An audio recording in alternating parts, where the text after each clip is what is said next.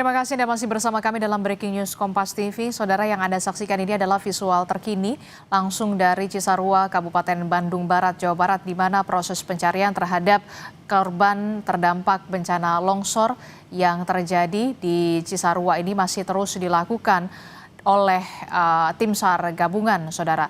Tim SAR gabungan saat ini masih berjibaku untuk melakukan pencarian terhadap korban longsor. Setidaknya ada 27 korban yang sampai saat ini masih dicari.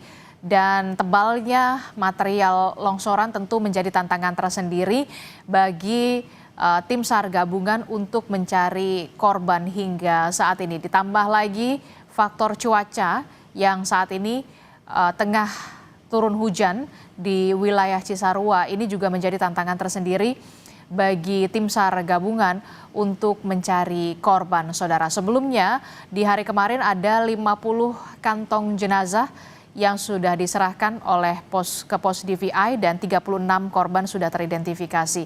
Kita akan tanyakan bagaimana sebenarnya apa yang menjadi penyebab longsor di Cisarua, Kabupaten Bandung Barat, Jawa Barat. Kita akan tanyakan kepada Direktur Eksekutif Wahana Lingkungan Hidup Jawa Barat.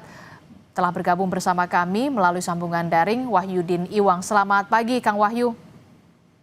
Selamat pagi, Mbak. Iya, Kang Wahyu, ini kan Walhi sempat mengatakan longsor di Bandung Barat karena ada kegiatan yang tidak sesuai. Nah, bisa diceritakan sebenarnya kegiatan yang tidak sesuai ini maksudnya apa? Ya, pertama saya ingin menyampaikan, Mbak, bahwa faktor ya dan pemicu.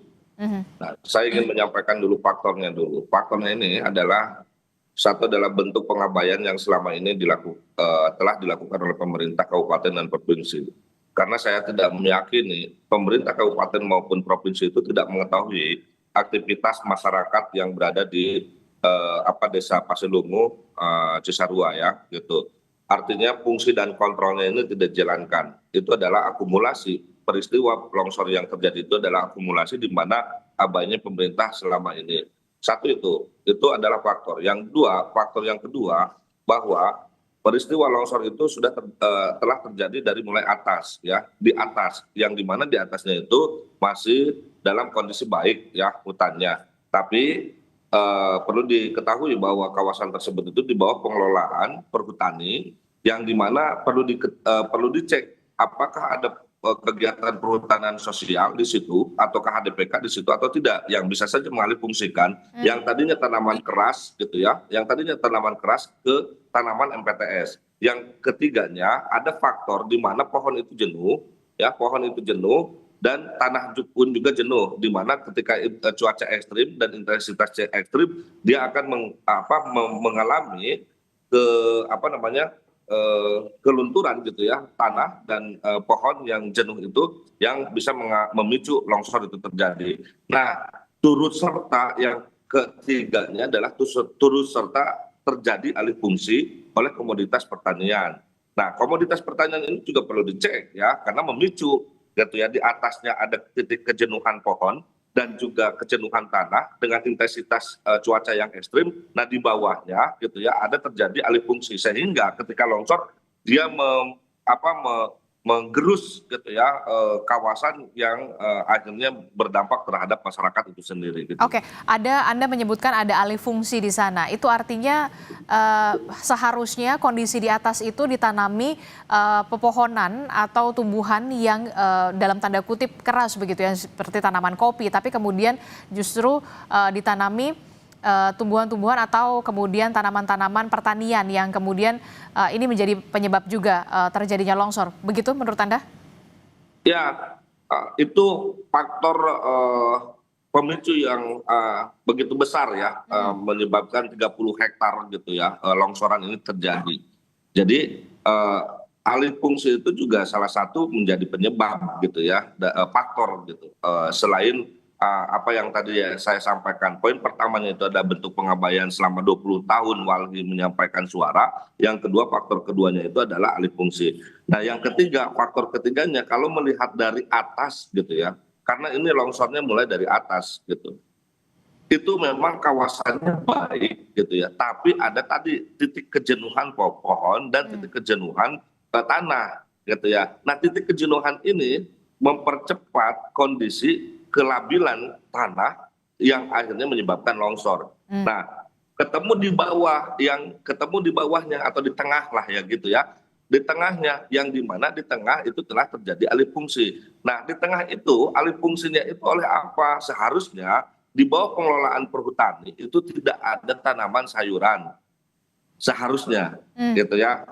Di bawah perhutani itu tidak harus ada tanaman sayuran atau bunga-bunga, apalagi tanaman sayuran ini itu dalam jenis kategori paprika yang dihadirkan dari luar negeri kan gitu. Hmm. Nah, artinya ini patut dicurigai apakah di belakang masyarakat itu ada pemodal yang selama ini juga dibiarkan atau seperti apa? Karena saya tidak setuju kalau misalnya masyarakat yang dikambing hitamkan gitu ya. Masyarakat itu bisa saja gitu ya menjadi buruh tani. Ada pemodal yang masuk sehingga sekian lama gitu ya terus melakukan perambahan untuk komoditi sayuran yang di bawah pengelolaan perhutani yang seharusnya itu tidak boleh. Yang kedua, di bawah pengelolaan perhutani itu ada saat ini itu sedang marak sekali ada kegiatan perhutanan sosial. Apakah di situ ada kegiatan perhutanan sosial atau tidak? Kalau ada, saya yakin peralihan fungsi itu dilegitimasi oleh perhutani gitu ya.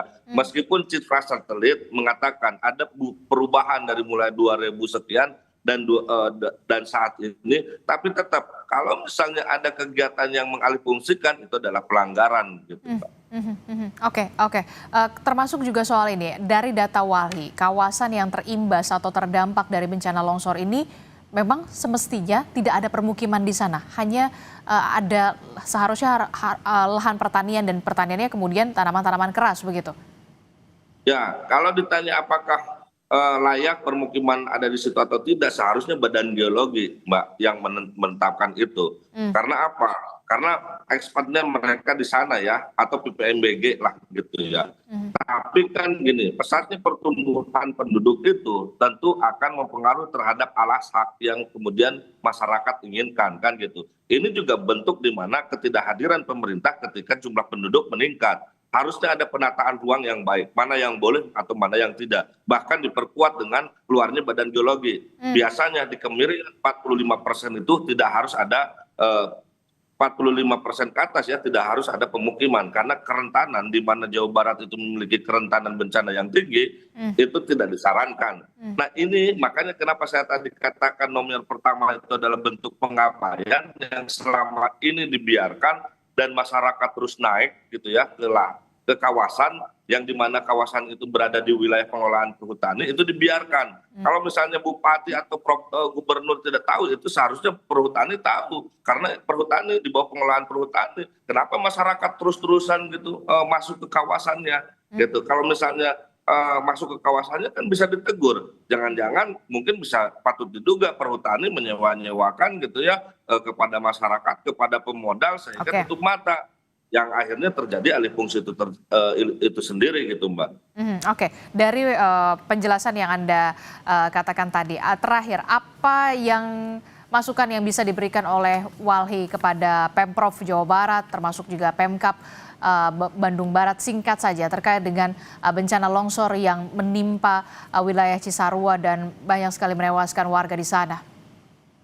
Mbak, saya tidak berharap bahwa statement saya ini dalam kategori siapa yang salah dan yang benar. Tapi yang terpenting kalau memang kita cinta terhadap alam dan nyawa manusia, sudah seharusnya tidak harus gimmick-gimmickan. Artinya rekomendasi yang kami keluarkan itu adalah salah satunya audit lingkungan, karena itu harga mati untuk memastikan daya dukung, daya tampung itu masih layak atau tidak di wilayah kawasan Bandung Utara yang meliputi KBB, Kota Cimahi, Kota Bandung dan Kabupaten Bandung. Yang kedua, jalankan penegakan hukum. Dan yang ketiga itu adalah upaya pemulihan dan perbaikan itu harga mati yang harus dilakukan oleh semua pihak, yang harus diliding oleh pemerintah.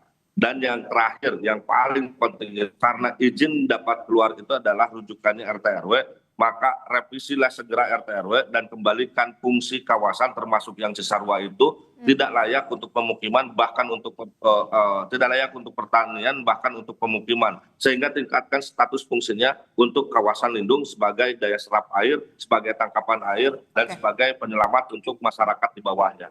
Oke, baik. Terima kasih Direktur Eksekutif Wahana Lingkungan Hidup Jawa Barat, Kang Wahyudin Iwang telah bergabung bersama kami dalam Breaking News Kompas TV. Sehat selalu, Kang Wahyudin. Selamat pagi. Assalamualaikum. Terima kasih Mbak, sama-sama.